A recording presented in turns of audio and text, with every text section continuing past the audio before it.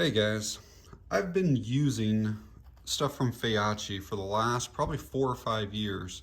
Some of the stuff I've actually bought myself, some of the stuff Feyachi sent out to me to do reviews on. And what I like about this company is one, that they are very budget friendly. Two, they do have pretty good quality control and they've been around for a long time. I deal with a lot of Chinese like scopes and red dots and stuff like that. And their Amazon store will disappear like a month later and then like they don't ever come back. Feyachi's been around for a long time. Yeah, this is just a small sampling. I have so much of their stuff, but like these tube styles, I got a few of them, like the reflex style sights, got a few of them. I've even got flashlights from them, and I've got weapon light, gun mounted lights, stuff like that, a whole bunch of stuff. Even on the rifle that I use, I use their magnifier up there, and I've had it on there for months and months and months, and I really like that magnifier. So they reached out to me and said that they had this Picatinny mounted laser and asked if I would take a look at it. They have a few different styles. They come in a khaki color, a black, and then some type of nickel finish, I believe. And they also have different color of the lasers. They have a green laser, a red laser, and I think a blue laser. The one that we have here is the G35, which is the green laser. Box is pretty plain, pretty simple. Right there's the back of it, and then I chose to get the khaki one, which I'll show you that in a minute. I asked them if they would send me one of the khaki bipods, and I'm going to see if their khakis kind of match up or not. That way you guys will know if you get something like this. I've done full reviews on their bipods, so it's not really going to be about this. I'll go over a couple features real quick on it, but the majority of the review is going to be on this here. So let's do a quick unboxing here. So some padding. It's like a user manual. Looks like it does have a pressure switch.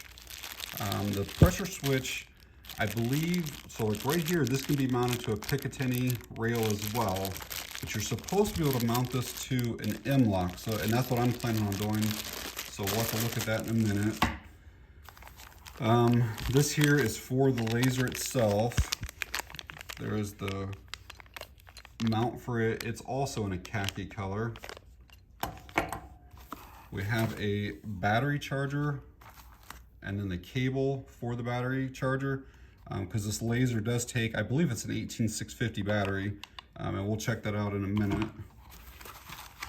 It looks like a little Velcro strap, probably to hold part of this cable against your handguard. And then we have the laser itself, and right now I do not see anything for the M-Lok, so I'll have to figure, oh, that might be in here. Yeah, I think there's some screws right there, yep. Those are for the M-Lok. So let's get this out, see what the color looks like, see what the finish looks like.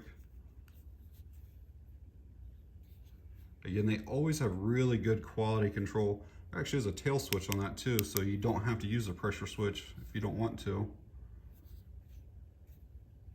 Yeah, I don't see any blemishes.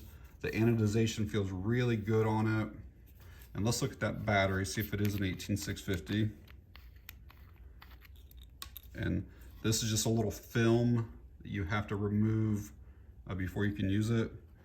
And the battery is somewhat unique. I'll have to make sure that's right. Typically your positive will go in first, but they had it like this, so maybe it is supposed to be like that.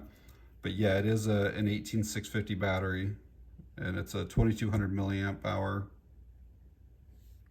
Quickly show you guys the manual here. Kind of tells again what came with it. There's some of the specifications. You can pause and read that, but looks like it's just over 6 ounces. There's your dimensions. It's basically 5 inches by an inch. But as I'm looking through here, I don't see a single thing about charging or about the battery on either side. So we'll get the battery charged up, and we will put it back in the same direction that we pulled it out, and if it doesn't work, I guess we'll flip it around. So on the charger itself, it's got that little LED light right there, and it says it's charging when it's red, it's fully charged when it's blue. And then that does tell you the direction that your battery has to go in there, and it's a USB type C for the charging cable there. So let's get the battery in it, get it charged up. So while that battery's charging, I'm going to quickly go over some of the other pieces and see how well their anodization and their khaki color, how well it matches up. So this is the mount. Basically, it's the flashlight mount, but it'll work for this 1-inch laser. And that appears to be a pretty good match. You're better to look here because of the knurling on here. It makes it look lighter than what it really is. And so there to there is a pretty good match. I don't think it's exact though. And a lot of it depends on the type of metal. Like this might be aluminum, it probably is. This might be some type of steel. And so sometimes the metals take the color slightly different. Once it gets in here though, you won't be able to really tell any difference. That'll look pretty decent. And let's look at this, because this is probably some type of rubber, and then this is definitely a plastic up here. So I got a feeling these are, you can even tell there's almost like a difference right there. That's a little bit darker khaki. It's not green. I know the camera kind of makes it look green. That's a khaki, and then that's a little bit lighter khaki. So let's see how the pressure switch looks to that. The top actually looks pretty close. Let's see from the side.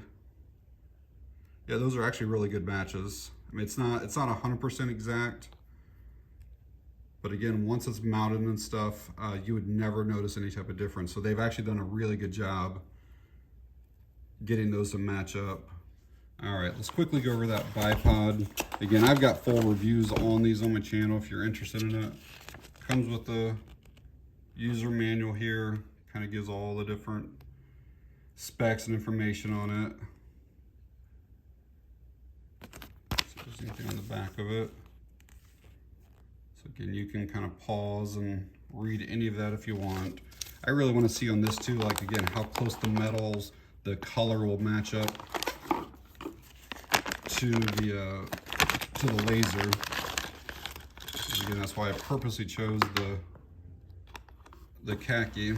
I had to pause there because one of the screws fell out of the bag. I would prefer these things to be shipped with them already in there so that kind of stuff doesn't happen, because the end of the bag was loose too, and you know, there's always the potential of these things like falling out in the box. So everything's just kind of loose down in here, and they're all separated as well. So yeah, Feyachi, if you watch this, just go ahead and put these through there before you ever even ship it. But all 4 pieces are there that we need. And it looks like there's actually some extra pieces. Yeah, there's 2 more nuts and screws in that bag. So let's see what the khaki bipod looks like in comparison to the khaki laser. And again, I think that's actually a really close match. They have done a really good job with the finish on these. And once we get it all on the rifle, we'll look at it in detail then too. So what's nice about this style of M-Lok bipod is that this will attach directly to your handguard or to your rail system without the need of any type of adapters or anything. I have some that have a Picatinny top on them, and then you have to put a Picatinny to M-Lok adapter, which adds more space and it brings the bipod down away from the rifle. It also adds more weight to it. These here are nice because they can mount directly right up to the rifle itself. So this is made mostly out of aluminum. It does have some steel on it, and the hardware is steel. The springs are probably steel. It's got these nice rubberized, textured feet on it. Let's get it opened up here. The legs start off at 6 inches and can be deployed or extended out to 9.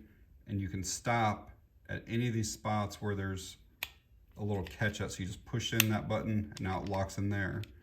I want to go to the next one. I push in, it locks in there. So you got multiple stopping points along the way.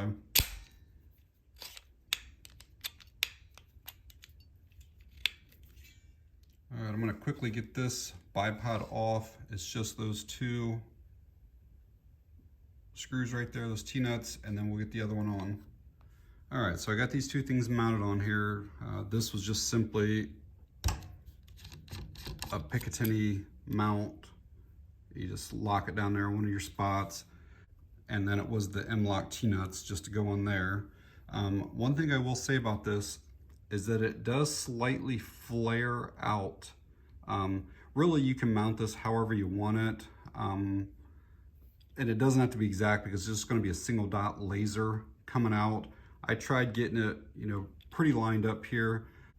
So basically I chose to have the elevation over on the side and then the windage up on top.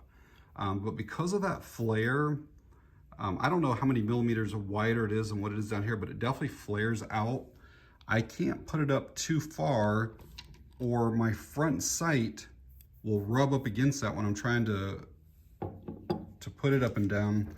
As you can see, the front sight has this little lip right there. And if I try putting this up here, it hits it and either makes this difficult to spring up, or if it's up, it's hard to push it back down. And I even tried it in a couple different spots, and even here it was still hitting. So basically I have to go back here far enough behind that sight to avoid it.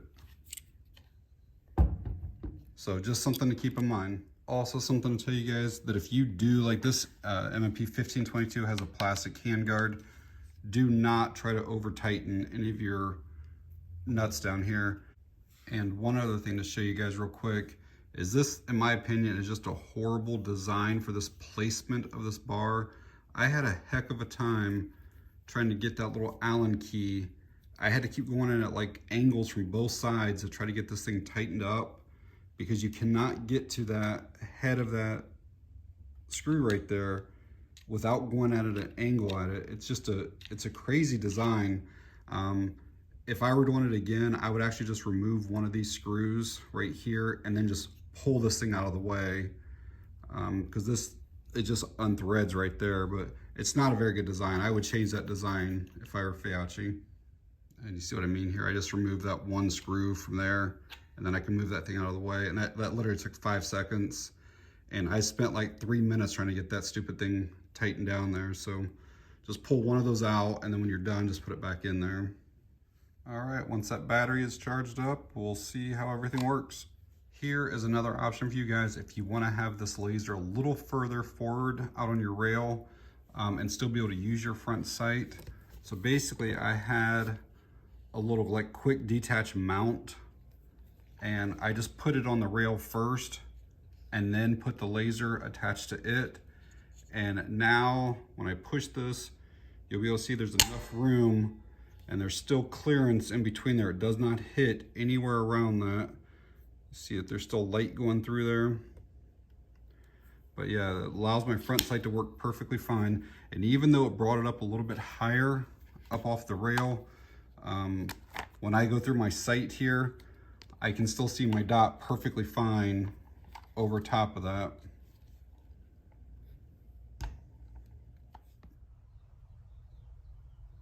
All right, got that battery charged up. I'm gonna put it back in the same way that it came out.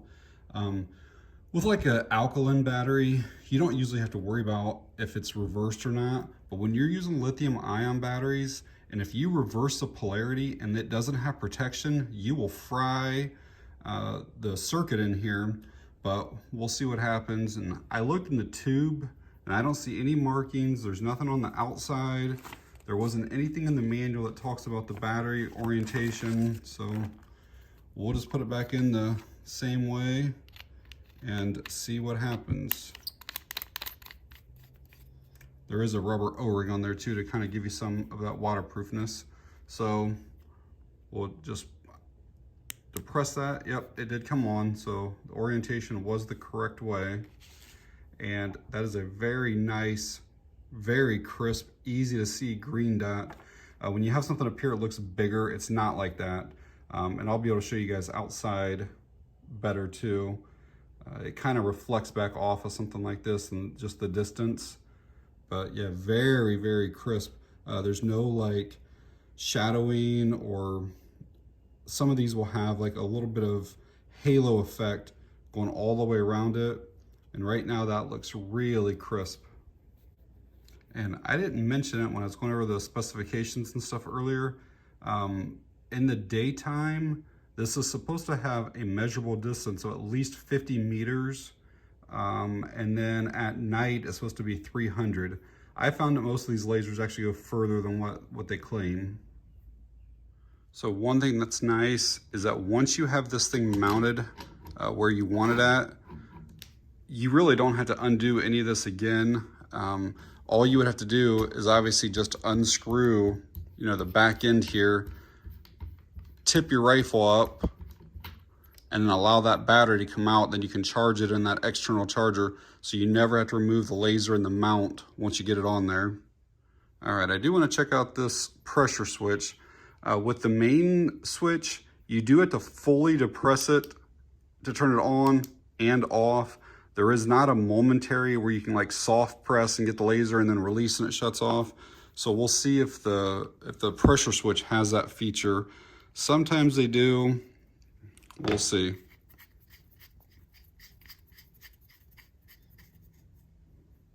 All right, so that's on there. Let's see what we get here. It looks like there is 2 pads actually, so I'm pretty sure it does have it. So yeah, you can see right there, I'm just basically just soft pressing that. That's what I was hoping they had. And then this one right here is probably like the other one that you can actually click to turn on. Yep. So either way with that. So out of the box, it has this Picatinny section on here right now. And so like I've got that little Picatinny adapter on my M-Lok rail right there. This would literally just slide and snap in place if I want to use it that way. Or I can take these screws right here out and then mount just this piece here directly to the M-Lok sections. So this will give you guys an idea of what that would kind of look like mounted along your rail. Again, either Picatinny or M-Lok. I probably will not run the pressure switch myself, only because like my handguard is fairly short. This barrel is only 16.5 inches long. And I think that rail section is maybe like 9 or 10 total there. And I do need somewhere to kind of put my hand underneath. So I don't know, maybe at the range I'll use it, but just to kind of show you guys that it does work and everything. But I would not run that on this short of one myself. Hey guys, out here at the range this morning with that Feyachi G35 laser dot. I've got it pretty well sighted in already at home, just basically using my red dot to kind of get it. So I should be on paper already, but I'll have to make a few more adjustments. We're going to make sure that we don't have any type of flickering, make sure that it stays on the whole time. I'm set up down there at 50 yards. I don't know how well this will show up because the iPhone will only zoom in so far, but hopefully you guys can see that down there. I'm kind of right in the bullseye area right now, but that green laser does show up pretty well. So I'll go up kind of toward the head area and that right dot over there, but I think that's showing up okay.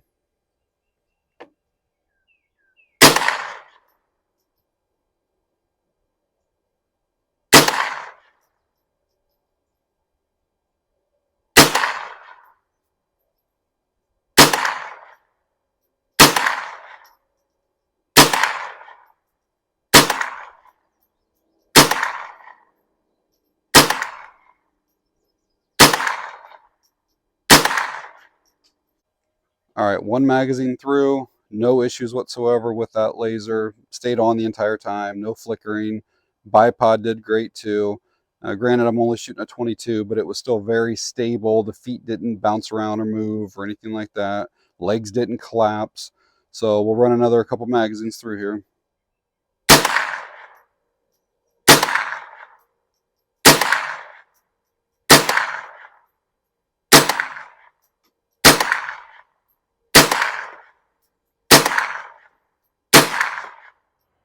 All right, guys, I'm just over 100 yards away from my house here. I have this green laser. We're gonna see what this looks like on the garage door.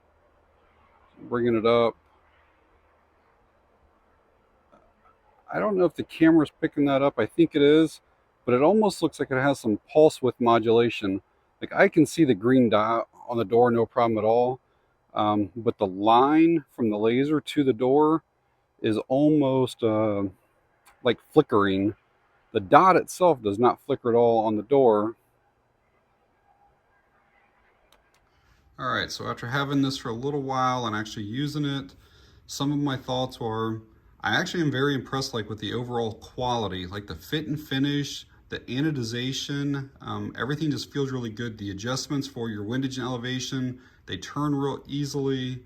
The thing worked well at the range, and I was out there at around 9 a.m. or so that day, and didn't have any trouble at all seeing that green dot at 50 yards. I think that I could see it at 100 yards, and I don't have great eyes. Now that area is basically shaded from like a row of trees, so it might be different in bright sunlight. Like I mentioned earlier in the video, if you do have a shorter handguard, using the pressure switch might be kind of a problem. Just to kind of show you guys here that cord on there is basically over like 13, 14 inches long. And I know that obviously it doubles back when you screw it back in there, but you still have a lot. This could probably be shortened to like 8 or 9 inches, and you would still be okay, and then still find a place to be able to securely attach that. But it's a little long as it is. And I'm sure that there are design reasons as to why they flared this up. Maybe because of the actual laser or like the circuitry, the chip or the board or whatever that might be in there, I don't know. But I do wish that that was not flared and that instead it was the same size as the body back here, because as it is, I could not go any further forward without blocking my front sight from going up and down. And I would like this to come up a little bit further. It'd be a whole lot easier for my thumb to get to that rear button if it were up there further. I like that it uses that 18650 battery because basically I've got dozens and dozens of those already. And they last a really long time. It's not like the button cells, a lot of them use like the 2032s or whatever. That 18650 battery, they have a lot of capacity, and you should get hours and hours and hours of use after, out of just one single battery. So Feyachi does make the same laser sight with the green laser, which is what I have. They make it with the red, and Amazon shows a blue as well. Obviously the box only shows green and red. The green version is a little bit more expensive. It's around $50 for the whole kit that I've been showing here. And they also have it in black, so you can get the whole thing in black if you don't like this khaki color. They have it in the khaki, and then they have it in like a nickel color. It's kind of like a really dark gray. But again, the green laser is around $50, and the red version is around $40 to $45, depending on, again, on what color combination you get. But somewhere between $40 and $50 for this. And their bipods are somewhere in the $20 range. And I definitely recommend the kind that mount directly to the M-Lok section instead of having that little Picatinny to M-Lok. It looks weird, and it brings the bipod down away from the rifle, and they're not as stable. So I definitely recommend this kind.